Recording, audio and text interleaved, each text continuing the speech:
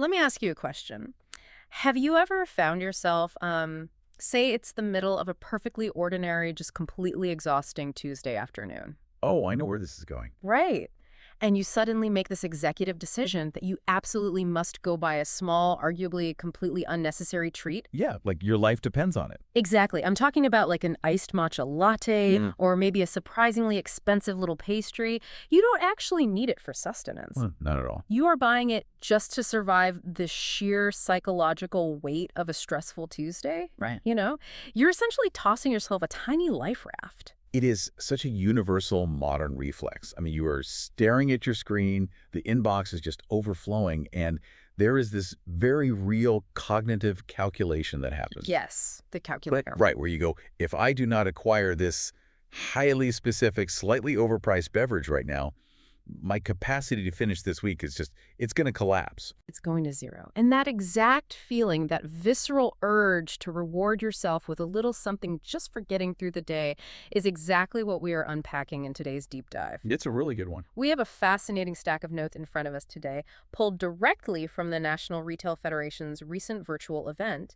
It was their State of Retail and the Consumer event. Which is a really revealing set of insights to dig into, primarily because what seems like this quirky, isolated personal habit is, in reality, moving global markets on a massive scale. Massive scale. And that is our mission for this deep dive. We are exploring how this so-called little treat culture is completely rewiring retail. Fundamentally. Yeah, it's reshaping the very concept of luxury, and it's capturing a demographic whose collective spending power is projected to hit an astounding $12 trillion by the year 2030. 12 trillion, with a T. It's a staggering number. But looking at these notes, I see a glaring paradox here. Because we are talking about a demographic, primarily Gen Z, commanding $12 trillion in collective wealth by 2030.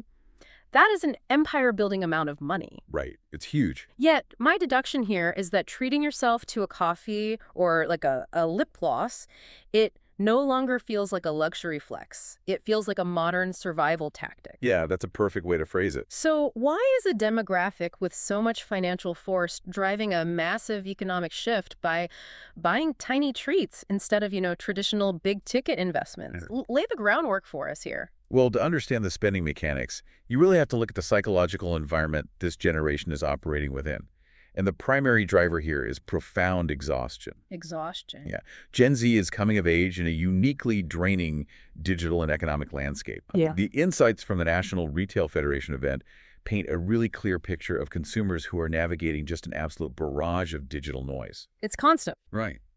They're severely fatigued by the endless scrolls. Oh, I think everyone listening knows that specific fatigue. It's that phenomenon where you lose an hour just swiping, your eyes glaze over, and you don't actually retain a single piece of information you just looked at. Exactly. But it goes deeper than just the physical act of scrolling, too. It's about the cognitive load of what they actually encounter within that feed. Like what? Well, they're constantly bombarded by paid ads that are hyper-targeted to their insecurities, for one. And now, as the sources highlight, we have the introduction of what they call AI slop. AI slop. That's such a perfectly grotesque and accurate term. Isn't it? It's this deluge of low-effort, synthetically generated content that just clogs up their feeds and makes everything feel artificial. Totally. So the brain has to constantly work overtime just to filter what is real from what is fake, which is just a massive drain on mental energy. It implies a total lack of nutritional value, mentally speaking. Like when your environment is filled with that kind of synthetic friction, just existing online becomes a chore. Exactly. Which means that to cut through that deafening noise, brands have to realize they are no longer just selling a physical product. Right. They're selling an antidote to anxiety. They have to market their items as simple, reliable players in a world that feels, frankly, increasingly unreliable. Which perfectly brings us to a quote from the retail event that I cannot stop thinking about. It was from Rachel Hardy. Oh, the Pinterest director. Yes, Rachel Hardy, director of consumer product marketing at Pinterest. She was speaking on one of the virtual panels, and she really nailed the underlying cause of this anxiety. She said, for Gen Z, quote, The future is uncertain, and the idea of this 5-year plan no longer exists. I mean, that statement represents a staggering cultural and economic shift. It really does. Because think about the mechanics of the traditional 5-year plan. It has been the absolute bedrock of young adulthood and consumer behavior for decades. You graduate, you map out your career ladder. Right, you save for a house, you hit specific milestones. The entire retail economy was built around outfitting those milestones. Like buying the perfect suit for the promotion. Exactly. But Hardy is pointing out that for this generation, the horizon is completely blurry. You cannot realistically plan 5 years out when the technological and economic landscape seem to shift violently every, 6 months. It actually makes me think of training for a marathon, like a really grueling long-distance marathon. Okay, I like this. So the traditional 5-year plan is like running a race where you know exactly where the finish line is. You can pace yourself. You might hold back on spending today because you keep your eyes on the ultimate prize, right? That house, that massive savings account, whatever traditional hallmark of success. Right, the delayed gratification. Yes. But what happens if the finish line is totally obscured by fog? If economic uncertainty, inflation, and, AI slop make it impossible to see the end goal, your mindset has to shift. It absolutely has to. It's no longer about crossing that distant finish line. It's about just making it to the next water station. Oh, that is a perfect way to conceptualize it. I love that. Because if the finish line is an illusion, hoarding your energy or your disposable income for it makes no logical sense. Right, you just burn out. You would. So you redirect that capital toward immediate relief. And those water stations are the small moments of comfort that Hardy mentioned. They're the matcha. They're the little treat. Because of that overarching uncertainty, this demographic is seeking comfort, nostalgia, and small indulgences just to take care of themselves. Exactly. But I have to ask, if the long-term 5-year plan is dead, how does that rewire the global economy? Does that mean long-term brand loyalty is dead as well? That is the multi-trillion-dollar question that legacy brands are scrambling to answer right now. I bet. Because if a consumer is living water station to water station, their loyalty is not to some grand, decades-long lifestyle narrative that your brand represents. Yeah. Their loyalty belongs to whoever can reliably and affordably provide that immediate moment of comfort right now. Wow, so it's very immediate. Highly immediate. The brands winning in this space are the ones positioning themselves as a safe harbor from the noise.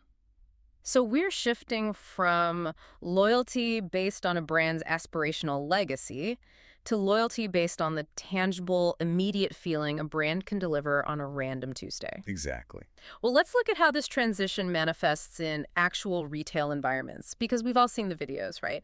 My own social media is flooded with people filming themselves, walking out of a store, holding a tiny bag, announcing they are participating in little treat culture. Oh yeah, it's everywhere. And on the surface, it feels like an internet joke or a self-deprecating meme. Right.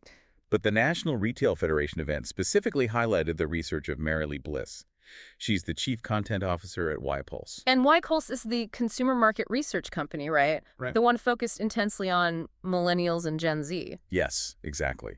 And Bliss was really emphatic on this point. This is not just a quirky social media trend. It's not just people performing for the camera to get views. Far from it. According to Bliss, this mindset is fundamentally shaping real, measurable retail behavior. Treat culture is a massive driver of actual spending. Really? Yeah. These consumers are actively hunting for accessible, unexpected, unique, little pieces of joy. And the crucial mechanism here is that they are securing that joy through small, lower-ticket products. Okay, wait. I have to push back a little on this premise, though. Okay, let's hear it. We are talking about a $12 trillion demographic, and you have massive legacy brands trying to capture that wealth. But aren't TikTok trends notoriously fleeting? Sure, they can be. Right, like one week everyone on the internet is making baked feta pasta, and the next week the algorithm has moved on and no one remembers it exists. True.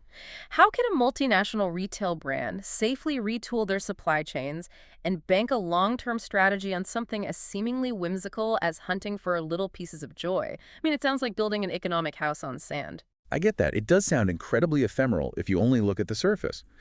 But this is where the market researchers differentiate between the symptom and the disease. Okay, explain that.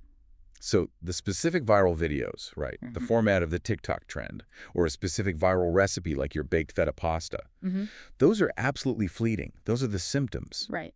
but the underlying psychological mindset, that deep-seated craving for accessible joy in an exhausting world.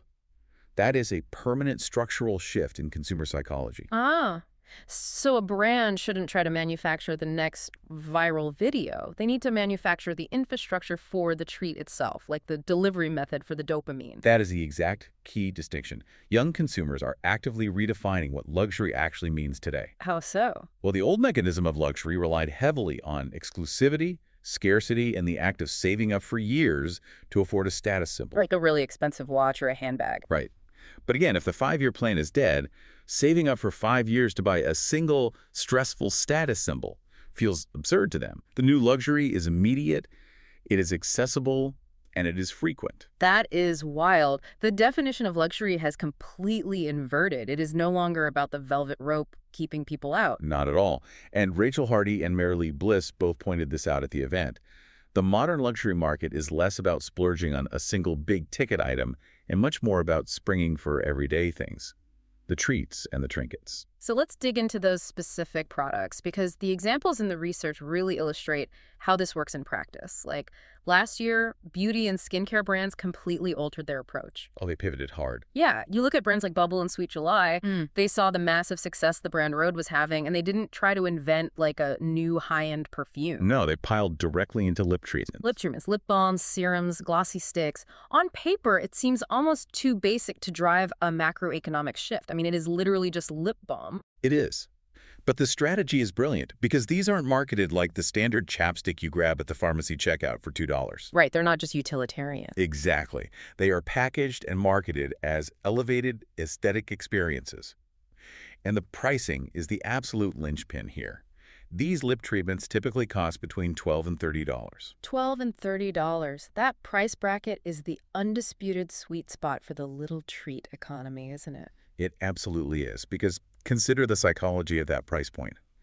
$30 is exponentially less than a traditional luxury item, like a designer handbag or a high-end fragrance. So it's highly accessible. It's highly accessible, but it is just expensive enough to feel like a genuine indulgence rather than a mundane necessity. It's a $30 ticket to feeling pampered, which you can easily justify on a random Tuesday, whereas a $300 ticket requires planning and, honestly, a lot of guilt. Exactly. And because that price point removes the financial guilt, the consumer behavior around acquiring these items changes dramatically. What do you mean?